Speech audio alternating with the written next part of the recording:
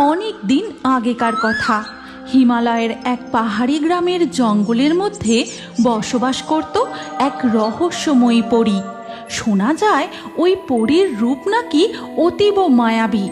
চাঁদের জ্যোৎস্নার ন্যায় ঝলমলে তার রূপ, আর তার মাথায় রয়েছে 5টি চুলের বিনুনি, যার মধ্যে 5 অলৌকিক ক্ষমতা আছে।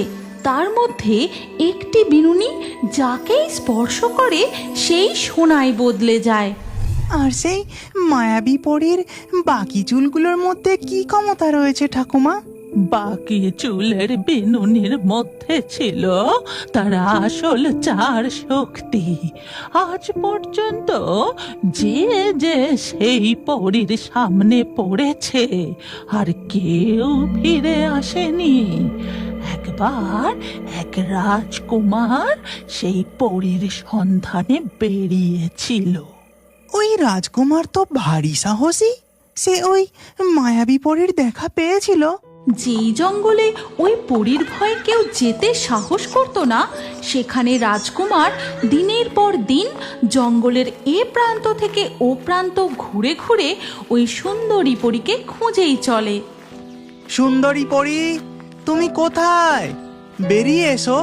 দেখো, দক্ষিণ রাজ্যের রাজকুমার তোমায় বিবাহ করবে বলে এসেছে। সুন্দরী পরী, তুমি কোথায়? তারপর কি হলো ঠাকুমা? ওই পরী কি রাজকুমারের সামনে এসেছিল? হ্যাঁ, এসেছিল বটে। এক ঝলমলে পূর্ণিমার রাতে রাজকুমার হাঁটতে হাঁটতে একটি গুহার কাছে এসে পৌঁছায়। পরী, তুমি কোথায়? বেরিয়ে এসো। দেখো, তোমায় বিবাহ করবে বলে রাজকুমার এসেছে। রাজকুমার হাল ছেড়ে দিয়ে একটি গাছতলায় বসে পড়ে। ঠিক তখনই গুহার ভিতর থেকে বেরিয়ে আসে সেই মায়াবী পরী। পরনে তার ঝলমলে সাদা পোশাক, আর মাথায় সেই 5 ক্ষমতার চুলের বিনুনি। কে তুই? তোর সাহস তো কম নয়। তুই আমার খোঁজে এখানে এসেছিস। জানিস আমি তোর কি করতে পারি? আমি রাজকুমার হৃদয়। আমি আপনাকে বিবাহ করতে চাই। গোটা রাজ্যবাসীকে জানাতে চাই আপনার নামে যে মিথ্যা অপবাদ ছড়িয়ে আছে, আপনি তেমনটা নন। আপনি ভয়ঙ্কর নন। সত্যি? তুমি সত্যি বলছো? তুমি আমাকে বিবাহ করবে? হ্যাঁ মায়াবী পরী, আমি তোমাকে বিবাহ করে আমার রাজ্যের হবু রানী করতে চাই। কিন্তু তোমার মাথায় এরকম 5টি চুলের বিনুনি কেন? এটা যে শুধু চুল নয়, এই 5টি বিনুনির মধ্যে রয়েছে 5টি অলৌকিক ক্ষমতা। কি কি ক্ষমতা? দেখাবে না আমায়? দেখতে চাও? ঠিক আছে, দেখো তবে। এই বিনুনি দিয়ে আমি আগুন জ্বালাতে পারি, যে আগুন আগ্নেয়গিরির থেকেও শক্তিশালী। আর এই বিনুনি দিয়ে আমি ঝড় বৃষ্টি সৃষ্টি করতে পারি। এইভাবে পরী রাজকুমারকে একের পর এক তার অলৌকিক ক্ষমতার সম্পর্কে বলতে থাকে। 4টি ক্ষমতা শোনার পর রাজকুমার পরীকে বলে, আর এই বিনুনির কি গুণ? এটা দিয়ে তুমি কি করতে পারো? এই চুলের বিনুনি দিয়ে আমি যে কোনো বস্তুকে সোনায় বদলে দিতে পারি। বাহ, তোমার এই 5 ক্ষমতা সত্যিই সুন্দর। কিন্তু এদের থেকেও যেটি সুন্দর সেটি হলো তোমার রূপ। আমি তোমাকে বিবাহ করতে চাই সুন্দরী পরী। এই কথা শুনে পরী একটি সাধারণ মেয়ের বেশে ফিরে আসে।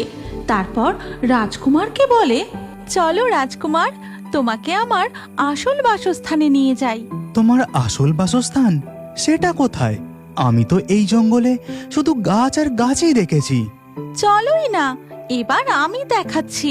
এরপর রাজকুমার পরীর সাথে হাঁটতে থাকে।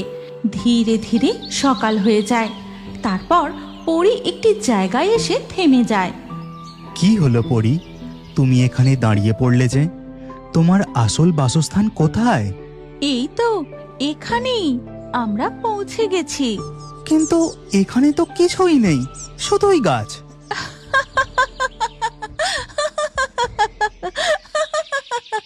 পরী তার হাত দিয়ে জাদু করতেই সেই জায়গা বদলে গিয়ে হয়ে যায় এক অপরূপ দৃশ্য।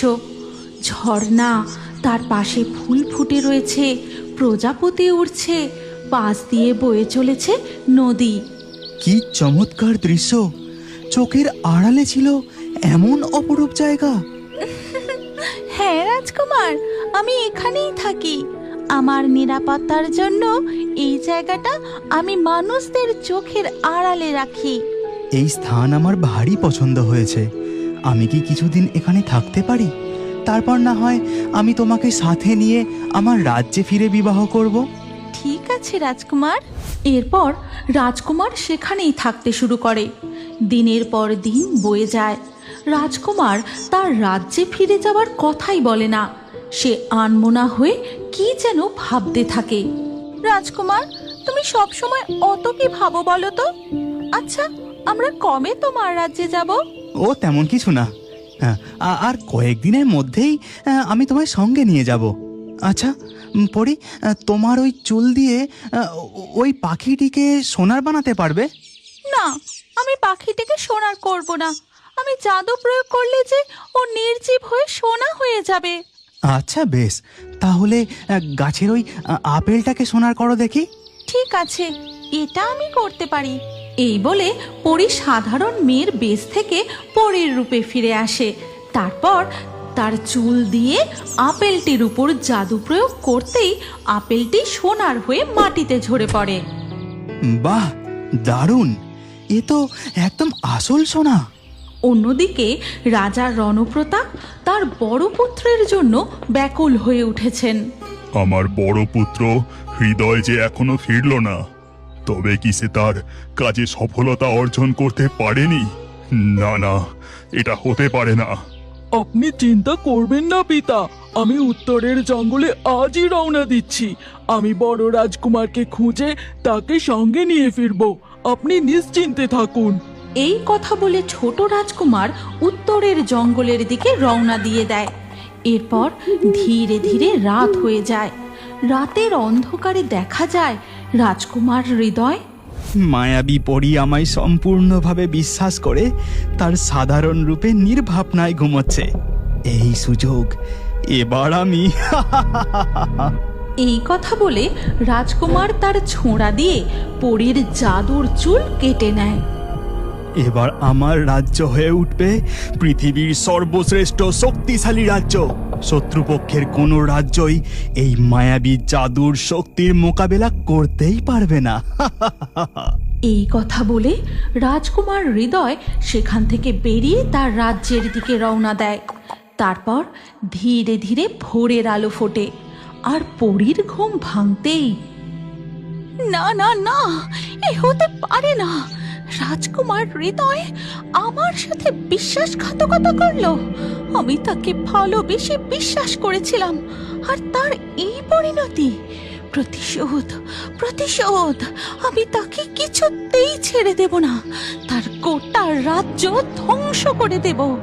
ওদিকে ছোট রাজকুমার নিলয় তার দাদাকে খুঁজতে পাহাড়ি জঙ্গলের মধ্যে এদিকে ওদিকে ঘুরতে ঘুরতে ওই পরের গুহার দিকে এগোতে থাকে। পিতা, আমি ফিরে এসেছি। আমার কার্যে আমি সফল হয়েছি। এই দেখুন পিতা, সেই মায়াবী পরীর জাদুর চুল। কিন্তু ছোট রাজকুমার নিলয়কে তো তোমার সঙ্গে দেখছি না। তার সাথে তোমার দেখা হয়নি? ভ্রাতা নিলয়, তার সাথে দেখা?